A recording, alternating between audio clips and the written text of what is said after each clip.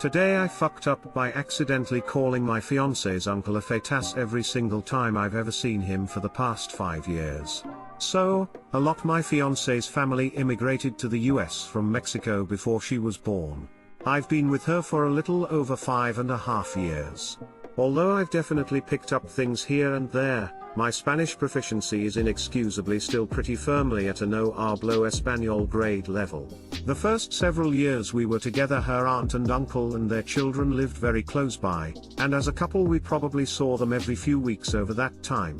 A couple years ago they moved a little further away and now it's more like once a month or two.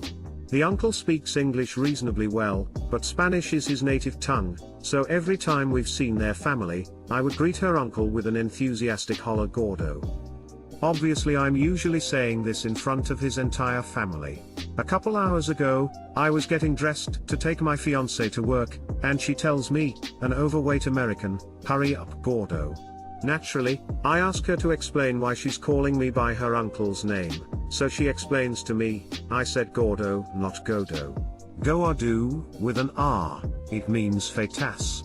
I guess this situation is made slightly better by the fact that the man has never really appeared overweight, but I do recall a few months ago we went a couple months without visiting his family, and when we saw them again my fiancé remarked to me that it looked like Tio had lost weight. Honestly, I think it's pretty unlikely that my constant bullying had any contribution to that. Someone would have told me, right? But it's not particularly fun to think about. Too long didn't read. I have been addressing my Spanish-speaking future uncle-in-law by the Spanish word for feitas for over 5 years now.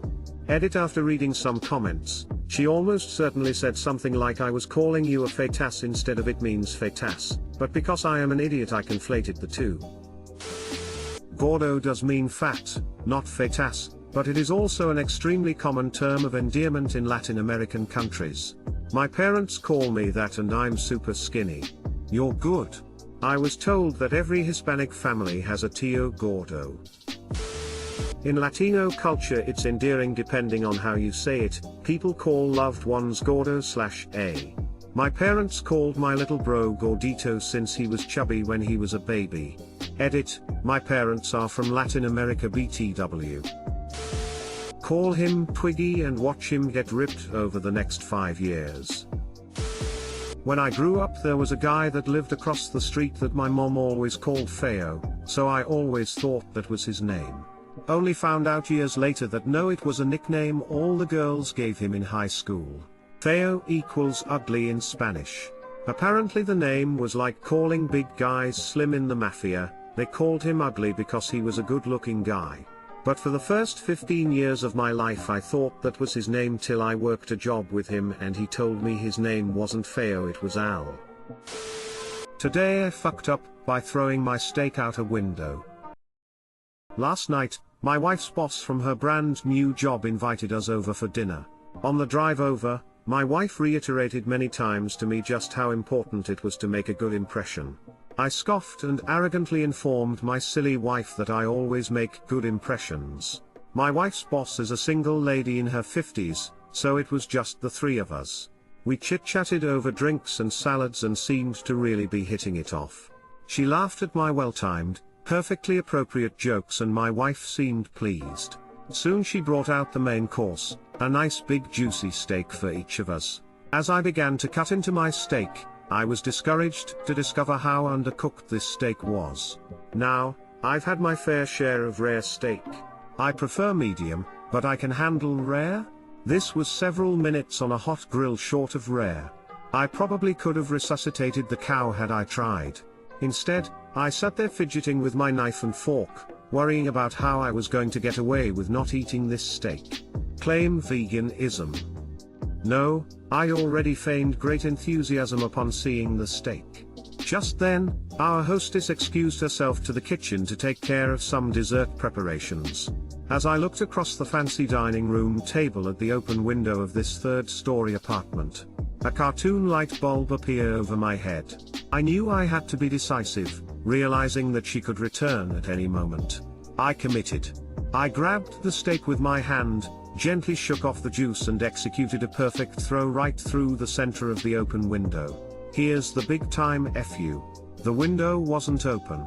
It was the cleanest freaking window you've ever seen in your life. That is, until my mostly raw slab of steak slammed up against it and slowly slid down, leaving a trail of bloody juice in its wake. My wife, whose steak was a nice medium rare and was unaware of my predicament, turned, jaw dropped, and stared at me like I was an alien from another planet.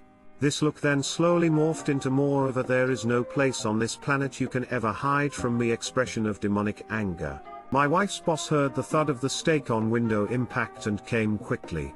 She took in the scene, the steak sitting on the windowsill, the blood trail, my empty plate, and then gave me an inquisitive, puzzled look. I just didn't know what to say. It felt like a minute of silence, but was probably 3 or 4 seconds. Finally, the best I could manage was "I'm so sorry. I am such a klutz. I don't know. I was just cutting it, and it slipped. Just ask my wife, I really am a klutz. No help coming from that direction. I will clean this up. I can't believe this.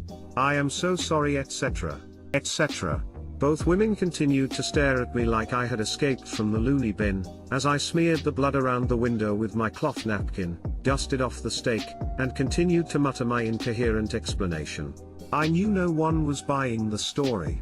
I knew what I had to do. I sheepishly returned to my seat and proceeded to eat every bite of that disgusting, cold, chewy, bloody, raw steak. I remained pretty quiet the rest of the evening. My wife's only 2 words to me since the incident are "I'm fine." Too long didn't read, tried to sneakily throw my undercooked steak through an open window, only to find out it wasn't open. Edit, thanks kind Redditors. Update, just got the first post "I'm fine" communication from my wife, via text, who is at work. Good news, boss's name, and I just had a good laugh over how much of a fucking idiot you are. I hope you know you will never live this down. Love you, you moron. What you do here is cut both you and your wife's steaks in half and each swap a half before the boss returns. Then you both eat the well-prepared half, and describe how delicious it is, but that you're full by the time you get to the rare half. Come on up. Username checks out. You should have grilled the steak under the pretense that you were killing off any germs it might have picked up on the floor. Damn it, that's a good idea. This has to be an episode of Seinfeld. Reminds me when Jerry hid mutton in his jacket and the dogs chased Elaine. This would be an excellent Windex commercial. Edit, my bad. You go full Gordon Ramsay, and shout, "What the fuck is this? This steak is so raw it's eating the fucking salad." Today I fucked up by looking to make my job easier and getting 3/4 of my department laid off instead. This just happened last week and I am still very upset. I work for a medium-sized drilling company with about 200 employees. I am in accounts payable, AP /. My job is layman terms was to take all the invoices, organize them, archive them, and then pay them. Usually we would process about 1,000 per month and they would range from 1 page to 50 sometimes. The scanning was the worst part though. We would print every single invoice, then scan it, then archive it. With our copier, I had to scan each invoice separately, then rename it on the shared folder to the date and then put it in the corresponding company folder. We had 4 people doing this. A new hire came on about 3 months prior and told us about at her old company, they would just put a separator sheet with a barcode between each invoice and be able to scan a stack of invoices and it will auto-separate the invoices into separate files which we can then go and manually rename and organize into the right folder. That sounded amazing to me. That would save a lot of time and reduce the most tedious part of my job. Here is the fuck up. I tell my boss about this technology and they call the copier company to inquire about it. A meeting is set up with myself, my boss, our IT manager and their sales rep and software specialist. They ask a lot of questions about the process we currently have and what we want. I answer all of it and explain exactly what we need. They tried to pitch the idea of a more integrated system, but we told them that's not what we are looking for and they seemed to accept it. I come out of the meeting excited because they tell me they can do exactly that. About 2 months go by and I haven't heard from any higher/ups what is going on with the new software until one day I get called into my boss's office. I come to find out that the software company took the information I gave them and went to our CFO about integrating a new system to essentially automate 90 and number 37 of the AP process. I am also told that I'm being laid off due to this, and I find out later they laid off 2 of my co-workers as well. So essentially this company that was supposed to help me ended up seeing a much bigger opportunity to sell a much more expensive software that screwed me but saves them $150K a year in salaries. Fuck. Too long didn't read. I had my bosses reach out to a software company to look into simplifying one part of my job, but they used the information to sell another software that put me and 2 others out of a job. Edit. Wow. Didn't expect this to get so popular. Yes, I should have kept my mouth shut, but at the same time the system we had in place was very inefficient and was bound to change. Like I would start my morning taking the batch of signed documents from the day prior, grabbing the largest ones and scanning them while grabbing coffee or browsing Reddit. It was a joke and also very boring. I'm mostly pissed at the IT manager who I thought was a friend, but I didn't even realize the project he was working on the last month was to have me out of a job. Also, I don't hate my boss. His hands were tied by upper management. He also offered to get each of us an interview at our parent company, and I have an interview next week. It might even pay more. This experience has definitely made me a little more aware of how easily replaceable you can be, and I think I'm going to take the advice of other commenters and be a bit more diligent about being irreplaceable in my next job. Sorry man, that sucks. But as other people are saying, your best bet is to spin it into a story where you are the hero, who is so dedicated to doing your best for the company that you put yourself out of a job. People will eat it up in interviews, and you will know better than to trust the higher-ups in the future. Job experience. Last job I saved my company $150,000 in yearly expenses. You should have no trouble parlaying this story into a better job somewhere else. Good luck. Word it on the resume you saved your company $150K plus per year by identifying inefficiencies and developing a more streamlined account processing system. Or something. If they bring it up in the interview, tell them you've got more ideas and you're just getting started. Your old company is a bunch of morons for letting you go. You saved the company $150K a year.